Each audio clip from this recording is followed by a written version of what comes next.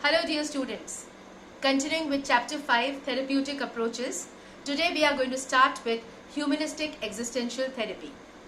Students, the humanistic existential theory is the one that promotes self-awareness and encourages personal growth by placing a higher level of focus on what the current reality offers each individual.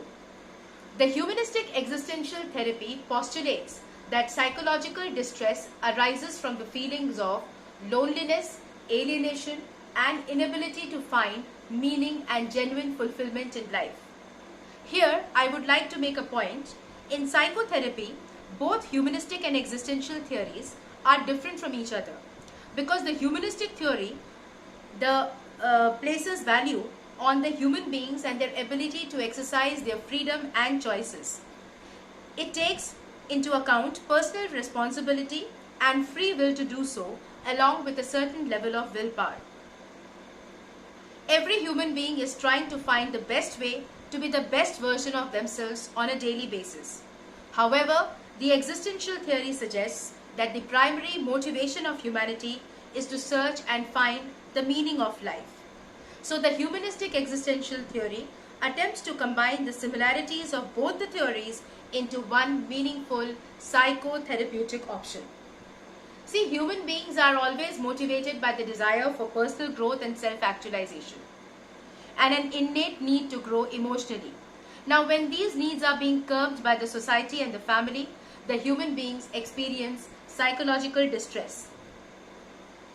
Healing occurs when the client is able to perceive the obstacles to self-actualization in his or her life and is able to remove them.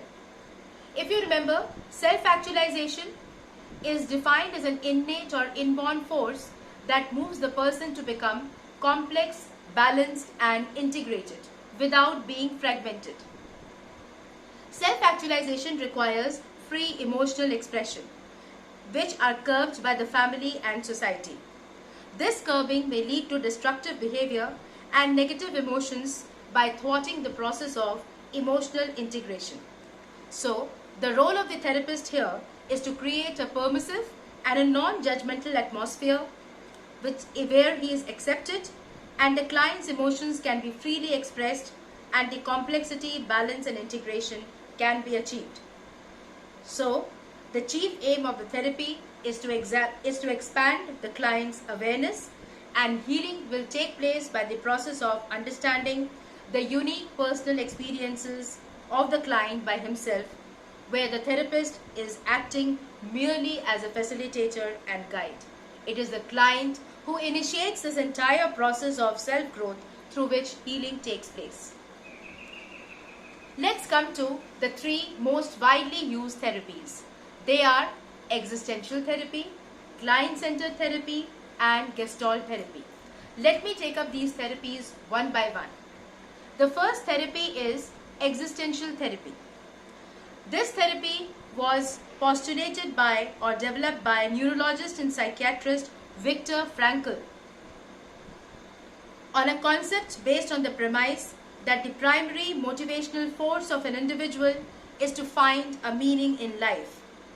It is considered as a third Viennese school of psychotherapy along with Freud's psychoanalysis and Adler's individual psychology. Logotherapy, which was propounded by Viktor Frankl, means the treatment of the soul. Frankl called this process of finding the meaning even in life-threatening circumstances as the process of meaning making. Just as there is an unconscious, which is a repository of instincts, there is the spiritual unconscious, which is a storehouse of love, aesthetic awareness, and values of life. Neurotic anxieties arise when the problems of life are attached to the physical, psychological, or spiritual aspects of one's existence. Frankl, my dear children, emphasized that the spiritual anxiety lead to meaninglessness, and that is why they are called existential anxiety. The goal of the logotherapy is to enable the clients or the patients to find meaning and responsibility in their life irrespective of the circumstances of life. The therapist emphasizes on the unique nature of the patient's life, and thus this way the patient is able to find meaning in his life. He observed that it may be psychologically damaging when a person's search for meaning is blocked. Positive life purpose and meaning was associated with strong religious beliefs, membership in groups, dedication to a cause, life values, and clear goals. The emphasis on logotherapy is on here and now, where transference is actively discouraged, which is the emotional identification with the therapist. The therapist always will remind the client about the immediacy of the present so that he is able to find the meaning of his or her being. Client-centered therapy. Client-centered therapy was given by Carl Rogers. He is considered to be the founder of client-centered therapy and the godfather of what are known as the humanistic therapies. While many psychologists contributed to the movement, it was Carl Rogers who spearheaded the evolution of therapy with his unique approach. There are three key qualities that make for a good client-centered therapist. As you can see from the slide, being empathetic.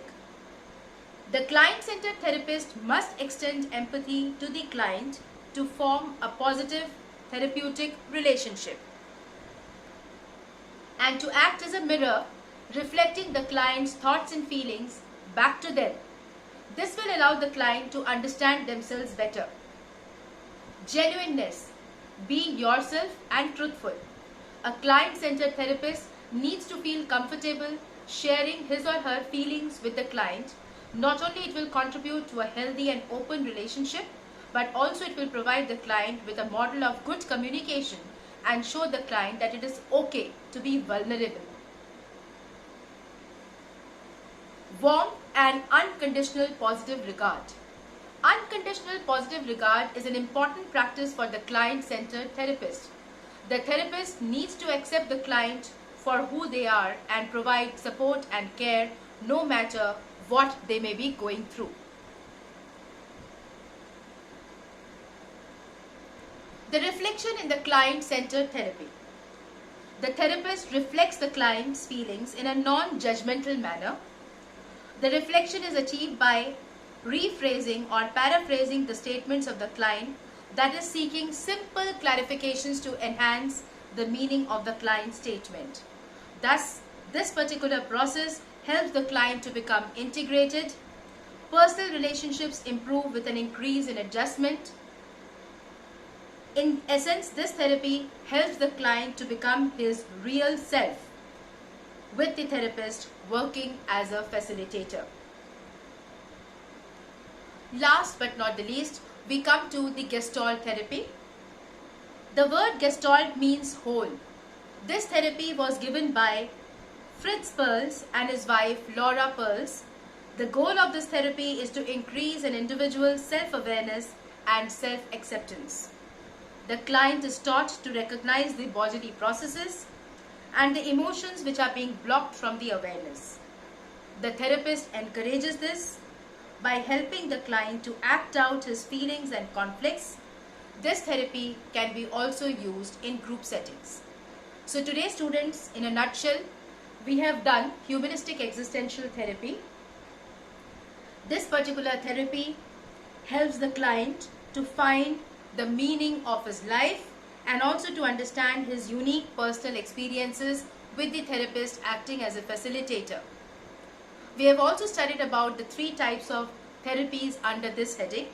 Existential therapy by Viktor Frankl, known as the logotherapy, that is the treatment of soul, where we have talked about the concept of neurotic anxiety and existential anxieties.